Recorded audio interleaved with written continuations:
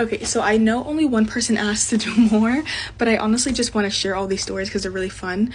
But this one is like a crazy, wild, interesting story, like kind of like a true crime story. But I don't know if it needs a trigger warning. I'm gonna mention blood, so just in case, trigger warning. Eventually, I'm gonna talk about blood. But anyways, okay, so this starts off with this woman, and she calls and she's like, and I get her, and she's like, hey, I want to report my husband as a missing persons. So I'm like, okay, like why? What's happening? Did you check like jails and hospitals and everything? She goes, oh yeah, I checked everything, but like he was supposed to go pickleballing, like going to do pickleball with our son, and I haven't heard from him in like a really long time. Like it's really unusual. And we don't have there's not like at least for our city, there isn't a time limit on when you can report someone's missing. I don't know if some places like do, or if it's just on TV where you have to wait 24 hours. We don't do that. If something happens, call us immediately. So, she's like, yeah, it's been a couple hours. He was supposed to call me back, but he never did. And then my son's not answering. It's just really weird. I'm like, okay, cool. Put everything in, cool. Send her off, Officer meets with her, gets some details. And so, before I forgot about this part, before I hang up with her, at the end of the call, she's like, I also want you to understand that like my son is not okay. So I'm like, huh, what do you mean? She's like, he's like crazy. And I'm like, what do you mean by crazy? Like, is he diagnosed with anything? She's like, no, but something's wrong with him. Like, I don't think you understand what I mean, but like, he's psychologically not right. We've tried to get him diagnosed. We're trying to get him on meds. Like, he's just not okay. Something's wrong.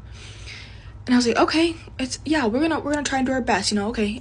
So I make sure I put in there, mom thinks that son is involved somehow. Just keep saying he's crazy, something's wrong, whatever.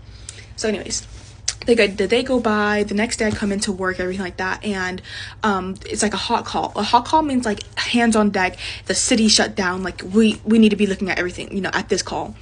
So I'm like, oh, there's a hot call, let me look.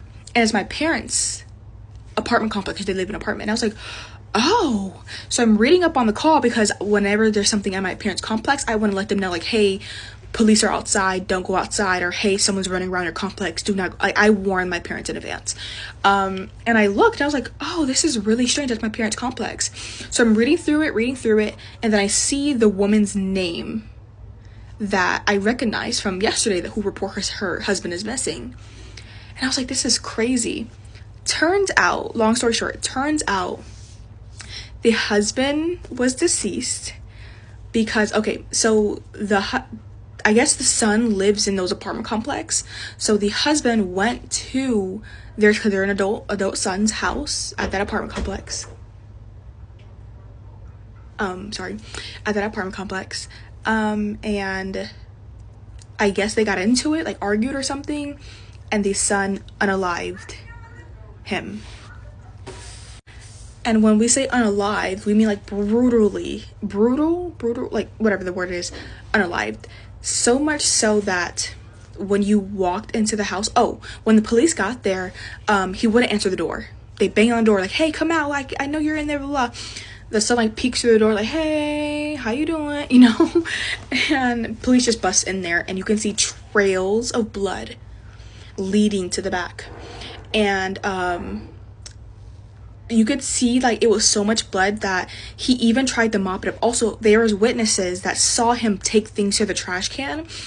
And I guess one witness was like, yeah, he took something to trash. It just looked weird, like something to the trash can. So police looked in the trash. It was mop. Like, if you have one of those mops where you can change the head of the mop, like if it gets too dirty or whatever, he had multiple of those, and they were filled with blood. So he was like disposing mop, like disposal thingies, because he was mopping up the blood, trying to clean it up. And then he had multiple mops as well. And that was all in the trash can. You could see all that. And then they found Dad inside of the bathtub, strangled, plummeted. Is that the word? Like really beaten, face unrecognizable, like something just snapped in their son. And the mom knew, like when she reported her husband missing, she knew something was wrong. She knew the son had something to do with him. So it was really sad, really sad. And I know that I didn't talk to the mom ever again. I don't know how she's doing. I really hope she's doing really well. But that was like the craziest call, because like, and I had to ask the officer like what happened, an officer that was on scene, and I was like, hey, I took the mom's call yesterday, can you tell me what happened? And they told me the details of it. So obviously he's in prison, but it was crazy. It was just the way the officer were describing, like it was blood everywhere, like just, and you could see where he tried to mop it up. It was just insane. So I feel bad for the mom. But yeah, that was just a memory that stood out to me, because I was like, whoa, I took the mom's missing persons report and he's not missing. Unfortunately, he's passed. So RIP to him. But yeah, that was just one of the wildest calls. One of them. I have a lot more, but that was just one that just stood out to me today. I just remembered it. So if you want more, let me know.